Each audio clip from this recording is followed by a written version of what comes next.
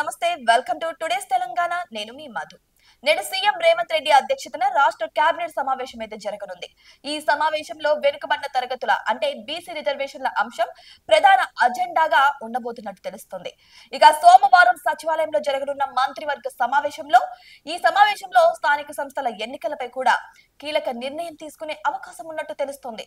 ఇక స్థానిక సంస్థల ఎన్నికలు నిర్వహించడానికి చర్యలు తీసుకోవాలని పంచాయతీరాజ్ శాఖ రాష్ట్ర ఎన్నికల సంఘంకి తెలియజేసినట్టు తెలుస్తుంది ఇక స్థానిక సంస్థల ఎన్నికలకు రిజర్వేషన్లు ఖరారు చేయడానికి జూన్ 25న తెలంగాణ హైకోర్టు 30 రోజుల గడువును విధించింది అయితే ఈ కేబినెట్ నిర్ణయం తర్వాత రాష్ట్ర ఎన్నికల సంఘం పూర్తి స్థాయి పని షెడ్యూల్ తో ముందుకు సాగవచ్చు ఇక స్థానిక ఎన్నికలు 2 దశల్లో జరిగే అవకాశం ఉన్నట్టు కూడా తెలుస్తుంది ఇక లోక్సభ ప్రతిపక్ష నాయకుడు రాహుల్ గాంధీతో సహా ఏఐసిసి నాయకుల సమక్షంలో న్యూఢిల్లీలోని ఇందిరా భవన్ లో ఇక తెలంగాణ ముఖ్యమంత్రి రేవంత్ రెడ్డి బలమైన ప్రసంగం చేసిన తర్వాత స్థానిక సంస్థల ఎన్నికల్లో బీసీలకు 42% రిజర్వేషన్లపై మంత్రివర్గం కీలక నిర్ణయాలు తీసుకుంటుందని పలు వర్గాలు కూడా తెలుపుతున్నాయి ఇక తెలంగాణలో వెనుకబడ్డ తరగతులకు 42% రిజర్వేషన్లు మరియు స్థానిక సంస్థల ఎన్నికలలో దాని అమలుపై కేబినెట్ సమావేశంలో సమగ్ర చర్చ జరుగుతున్నట్టు తెలుస్తుంది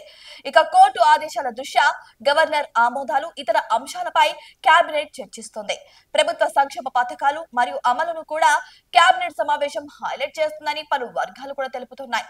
ఇక మహిళలకు ఉచిత బస్సు సర్వీసు సన్నకారు బియ్యం పంపిణీ ఇందిరమ్మ గృహ నిర్మాణ పథకం అర్హత ఎంపిక సర్టిఫికేట్ల పంపిణీ రైతు భరోసాపై కూడా కేబినెట్ సమావేశంలో చర్చించనున్నట్టు తెలుస్తుంది ఇక మెట్రో రైల్ దశ 2 ప్రాజెక్టు ఇక హైదరాబాద్ లో దాని విస్తరణపై వివరణాత్మక ప్రాజెక్టు నివేదికలు కూడా కేబినెట్ సమావేశంలో చర్చించనున్నారు సంక్షేమ పథకాల అమలును క్షేత్రస్థాయిలో సమీక్షించాలని మంత్రులు కోరినట్లు ఆ వర్గాలు తెలిపాయి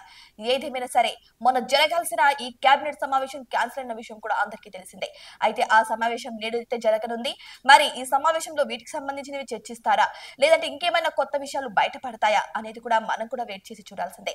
ఇక్కడ చూసుకుంటే ఇంట్రెస్టింగ్ మ్యాటర్ ఇంకొకటి ఉంది బీసీలకు 42% రిజర్వేషన్లు ఇక గవర్నర్ నుంచి ఇంకా ఆమోదం రాలేదు కానీ ఇక్కడ చూస్తే తెలంగాణ ప్రభుత్వం 42% బీసీలకు రిజర్వేషన్ ఇవ్వాలని కసరత్తు చేస్తుంది స్థానిక సంస్థల ఎన్నికల్లో అయితే ఈ కసరత్తు ఎంతవరకు ఫలిస్తుందంటారు నిజంగానే బీసీలకు 42% రిజర్వేషన్లు ఇవ్వచ్చు అంటారా వీటి అమలు కూడా సాధ్యమే అంటారా మీ అభిప్రాయాన్ని కామెంట్ బాక్స్ లో కామెంట్ రూపంలో తెలియజేయండి ఇటువంటి మరిన్ని ఇంట్రెస్టింగ్ అప్డేట్స్ కోసం మా ఛానల్ ని సబ్స్క్రైబ్ చేసుకోండి